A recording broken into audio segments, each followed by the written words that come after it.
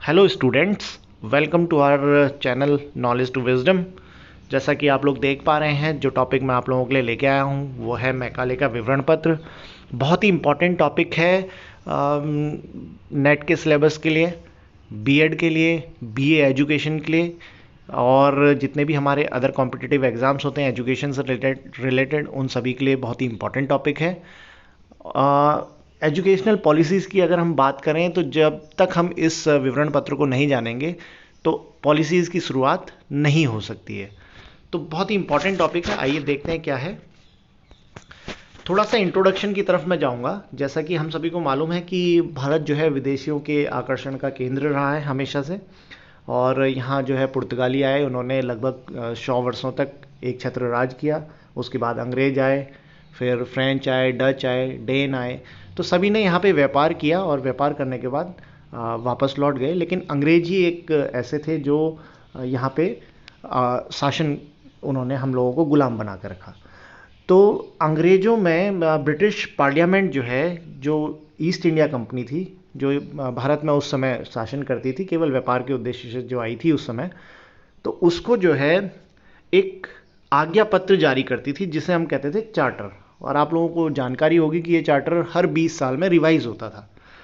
तो 1793 में वहाँ की ब्रिटिश पार्लियामेंट के लोग जो है मांग कर रहे थे, या फिर कहें कि ब्रिटिशर्स जो थे, कुछ लोग थे जो मांग कर रहे थे कि भारत में आने जाने की खुली छूट उन्हें मिले और ईसाई धर्म के प्रचार प्रसार की भी खुली छूट मिले।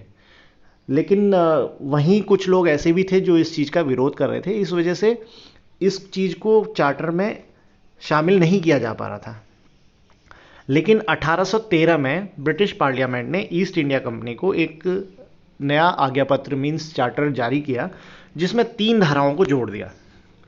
पहली धारा थी किसी भी यूरोपीय देश की मिशनरी को भारत में प्रवेश करने और वहाँ ईसाई धर्म एवं शिक्षा के प्रसार की छूट, खुली छूट थी।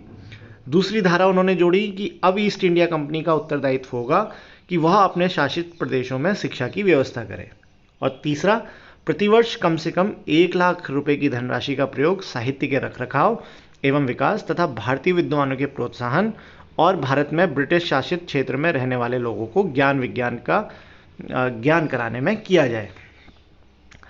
अब चूंकि इन्होंने 1 लाख रुपए की धनराशि का जो यहाँ पे जिक्र किया हुआ था, उसके संदर्भ में उन्होंने कोई मतलब स्पष्ट व्याख्या उसकी नहीं की थी कि 1 लाख रुपए की धनराशि किस मद में खर्च की जाएगी। साथ ही साहित्य शब्द की व्याख्या क्लियर नहीं की गई थी कि यह साहित्य भारतीय साहित्य होगा या अंग्रेजी साहित्य होगा, और विद्वानों के संदर्भ में भी ये स्पष्ट नहीं किया गया था कि ये भारतीय विद्वान होंगे या अंग्रेजी भाषा और साहित्य के जानकार विद्वान भारतीय विद्वान की श्रेणी में आएंगे। तो इस विषय में कंपनी में 2 विचारधाराओं को जन्म दिया। एक था प्राच्यवादी और दूसरा पाश्चात्यवादी। प्राच्यवादी वो थे जो भारतीय या हिंदी साहित्य, हिंदी विद्वानों के मतलब संरक्षित करने में, उनको आगे बढ़ाने में, इन चीज़ों के सपोर्ट में थे। और दूसरे थे पाश्चात्यवादी, जैसा कि नाम से ही पता लग रहा है कि जो भी वेस्टर्न कल्चर्स था, साहित्य था, नॉलेज था, लिटरेचर था, उसके रखरखाव और उसके समर्थक थे। तो ये विवाद जो है 20 वर्षों तक चलता रहा, 1833 तक। 1833 में फिर से एक आज्ञा पत्र दिया जाना था, तो उसमें भी क्योंकि स्पष्ट नहीं था और तब तक ये धनराशि जो है 1 लाख रुपए से बढ़ के 2 लाख रुपए हो चुकी थी। तो 10 जून 1834 को लॉर्ड मैकाले गवर्नर जनरल की काउंसिल का कानूनी सलाहकार बनकर भारत आया।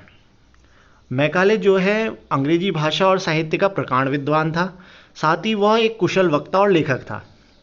उस समय के जो गवर्नर जनरल थे लॉर्ड विलियम बेंटिंक ने उनको जो है जन शिक्षा समिति का अध्यक्ष नियुक्त किया और उनसे यह अपेक्षा की कि वह 1813 के आज्ञा पत्र में जो उल्लिखित है धनराशि के व्यय की मद, उसको स्पष्ट करें और साथ ही साहित्य और भारतीय विद्वान का अर्थ स्पष्ट करें, और जो ये प्राच्य पाश्चात्य विवाद जो चल रहा है उसको सुलझाने में मदद करें। तो मैकाले ने सबसे पहले 1813 के आज्ञा पत्र की जो धारा 43 थी, मीन्स जो ये धाराएं जोड़ी गई थी, उस धारा का गंभीरता से अध्ययन किया। उसके बाद उसने कंपनी के प्राच्यवादी और पाश्चात्यवादी जो गुट बने हुए थे उनका लिखित दलीलों का अध्ययन किया और 2 फरवरी 1835 को अपना विवरण पत्र गवर्नर जनरल को सौंप दिया। इसी विवरण पत्र को मैकाले का विवरण पत्र कहते हैं। इस विवरण पत्र में मैकाले ने 1813 के आज्ञा पत्र की जो 43वीं धारा थी उसकी व्याख्या की और उसके संदर्भ में अपने सुझाव प्रस्तुत किए। तो ये जो कि मैंने आपको काफ़ी कुछ बताया। तो अब 1813 के आज्ञा पत्र की 43वीं धारा की जो व्याख्या उन्होंने की उस संदर्भ में बताऊं तो उन्होंने कहा, धनराशि के व्यय की व्याख्या स्पष्ट करते हुए मैकाले ने किया कि इस धनराशि को व्यय करने के संदर्भ में कंपनी के ऊपर किसी भी प्रकार का कोई बंधन नहीं है। वह इस धनराशि को जिस मद में चाहे उस मद में स्पष्ट व्यय कर सकती है।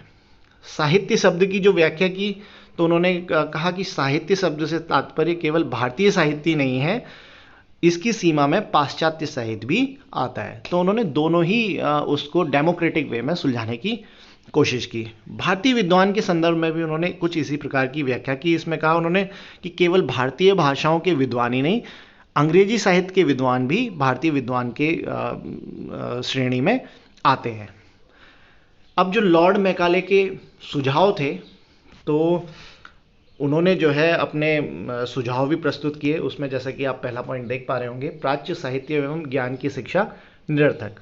तो उन्होंने कहा कि भारतीय साहित्य के विषय में मैकाले ने कहा कि भारतीय धर्म ग्रंथ जो है अंधविश्वासों और मूर्खतापूर्ण तथ्यों से भरा पड़ा हुआ है। इसके इतिहास में कई फीट लंबे राजाओं का वर्णन है और भूगोल में शिरे और मक्खन के समुद्रों का वर्णन है। उन्होंने कहा इसका जो चिकित्सा शास्त्र है, क्योंकि उस समय हम आयुर्वेद पे ज़्यादा बिलीव करते थे, तो उन्होंने इसका मजाक उड़ाते हुए कहा कि ऐसा चिकित्सा शास्त्र है जिस पर अंग्रेज पशु चिकित्सकों को भी शर्म आ जाएगी। और उन्होंने कहा कि यहाँ ज्योतिष शास्त्र ऐसा है जिस पर अंग्रेजी लड़कियाँ जो हैं, अंग्रेजी स्कूल की जो लड़कियाँ हैं वो भी हंसेंगी। तो उन्होंने कहा कि इसको पढ़ाना लिखाना निरर्थक है और ये सुझाव दिया कि संस्कृत और अरबी स्कूल तथा कॉलेजों पर सरकारी धन व्यय करना बिल्कुल ही व्यर्थ है, इसे तुरंत बंद कर देना चाहिए। साथ ही ये सुझाव दिया कि प्राच्य साहित्य के मुद्रण और प्रकाशन पर सरकारी धन को व्यय नहीं करना चाहिए। अब तो आप देख सकते हैं कॉन्ट्राडिक्ट उन्होंने किया है अपने पहले उसमें जो उन्होंने साहित्य के रख रखाव और उसके संरक्षण की जो बात की थी उसमें उन्होंने भारतीय साहित्य को भी कहा था, लेकिन यहाँ पे उन्होंने उसका मजाक उड़ाया। दूसरा है पाश्चात्य साहित्य एवं ज्ञान की शिक्षा महत्वपूर्ण। तो मैकाले ने अंग्रेजी साहित्य को संसार का सर्वश्रेष्ठ साहित्य माना। उन्होंने कहा संस्कृत और अरबी साहित्य को तो मतलब ये जो अंग्रेजी लिटरेचर है उसके सामने कुछ भी नहीं है। उन्होंने अपने विवरण में लिखा कि एक अच्छे यूरोपीय पुस्तकालय की अलमारी की पुस्तकें भारत के संपूर्ण साहित्य के बराबर है। इंग्लिश में उन्होंने कहा a single shelf of a good European library was worth the whole native literature of India and Arabia. तो इस तरीके से उन्होंने जो है भारतीय साहित्य का मजाक उड़ाया। तीसरा उन्होंने कहा कि अंग्रेजी को शिक्षा का माध्यम बनाना आवश्यक है। उन्होंने कहा प्राच्यवादी भारतीय भाषा को शिक्षा का माध्यम जो प्राच्यवादी थे वो भारतीय भाषाओं को शिक्षा का माध्यम बनाना चाहते थे और पाश्चात्यवादी अंग्रेजी को। तो मैकाले ने अपने जो विवरण पत्र में अंग्रेजी को शिक्षा का माध्यम बनाने का सुझाव दिया। उसने इसके संदर्भ में कुछ अपने तर्क भी दिए। जो तर्क थे वो थे कि भारत की जो देशी भाषाएं हैं वो गंवारू हैं, इनका शब्दकोश जो है सीमित है और इनके माध्यम से भारतीयों को पाश्चात्य ज्ञान विज्ञान से परिचित नहीं कराया जा सकता। दूसरा उन्होंने तर्क दिया कि अंग्रेजी भाषा में संसार का सर्वश्रेष्ठ ज्ञान का भंडार है। जो अंग्रेजी भाषा को जानता है वो उस विशाल भंडार को जान सकता है जिसे विश्व के सबसे बुद्धिमान जातियों ने रचा है, उसका ऐसा मानना था।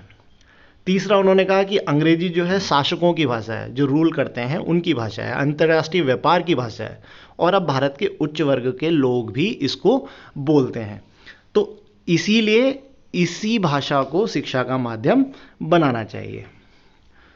तो इस तरीके से उन्होंने अंग्रेजी को शिक्षा का माध्यम बनाने के संबंध में सुझाव दिए। उसके बाद उन्होंने जो अगला सुझाव दिया वो है उच्च वर्ग के लिए उच्च शिक्षा संस्थाओं की व्यवस्था। ये बहुत ही इम्पॉर्टेंट है, निस्यंदन सिद्धांत भी इसको कहते हैं। इस पे कई क्वेश्चंस भी आते हैं, डाउनवर्ड फिल्ट्रेशन थ्योरी भी कहते हैं। मैकाले ने सुझाव दिया कि सरकार के पास इतना धन नहीं है कि वह भारत में जन शिक्षा की व्यवस्था कर सके। तो उसने सुझाव दिया कि सरकार केवल उच्च वर्ग के लिए उच्च शिक्षा की व्यवस्था करे, और जो उच्च वर्ग के संपर्क में जो भी लोग आएंगे तो वो जो ज्ञान है वो छनते हुए उन तक पहुंच जाएगा, जिसे डाउनवर्ड फिल्ट्रेशन थ्योरी के नाम से जाना जाता है, या निस्यंदन सिद्धांत भी कहते हैं। तो उन्होंने ये सुझाव दिया कि इससे क्या होगा, कंपनी को कनिष्ठ पदों पर कार्य करने वाले भारतीय भी जो है सरलता से मिल जाएंगे, और यह लाभ होगा कि उच्च वर्ग के शिक्षित लोगों के द्वारा शिक्षा निम्न वर्ग के लोगों तक अपने आप पहुंच जाएगी। तो उन्होंने कुछ अपने तर्क दिए इसके पीछे, जिसे कहते हैं निस्यंदन सिद्धांत। बहुत ही इंपॉर्टेंट पॉइंट है। इसके बाद उन्होंने सुझाव दिया कि शिक्षा के क्षेत्र में धार्मिक तटस्थता की नीति। मैकाले भारत में पाश्चात्य, ईसाई धर्म, यूरोपीय संस्कृति, ज्ञान विज्ञान का प्रसार कर भारतीयों को पाश्चात्य जामा पहनाने का समर्थक तो था, लेकिन वह यह सब कार्य बहुत चतुरता से करना चाहते थे। तो वह जान रहे थे कि अगर सीधे जबरन प्रयास किया जाएगा तो यहाँ विरोध हो जाएगा। तो उन्होंने एक और भारतीय धर्मों की रक्षा और उनके प्रसार के लिए क्रियाशील होने की बात कही, और दूसरा जो है मतलब धार्मिक तटस्थता की बात की उन्होंने, कि किसी भी एक धर्म विशेष को जो है बढ़ावा नहीं दिया जाना चाहिए। अब जो इन्होंने सुझाव दिए, इसके आधार पर 2 फरवरी 1835 को गवर्नर जनरल बेंटिंक ने मैकाले का जो विवरण पत्र था इस पर विचार किया, और 7 मार्च 1835 को उसकी मुख्य सिफारिशों को स्वीकार करते हुए ब्रिटिश सरकार की नई शिक्षा नीति की घोषणा की, जिसे विलियम बेंटिंग्स रिजोल्यूशन या बेंटिंग की शिक्षा नीति के नाम से भी जाना जाता है। तो बहुत ही इम्पॉर्टेंट पॉइंट है, इम्पॉर्टेंट टॉपिक है। आशा करता हूँ कि आप लोगों को समझ में आया होगा और आप लोग इससे जुड़े हुए क्वेश्चंस इजीली कर पाएंगे। आपके सजेशंस का वेलकम है। आप लोग कोई आप प्रश्न पूछना चाहते हैं या फिर कोई ऐसा टॉपिक जो आप चाहते हैं कि मैं बताऊं, तो आप कमेंट बॉक्स पे उसमें निश्चित तौर पे आप लोग उसको बता सकते हैं। और टॉपिक अच्छा लगा हो, प्रकरण अच्छा लगा हो, तो लाइक, शेयर और सब्सक्राइब करना ना भूलें। धन्यवाद।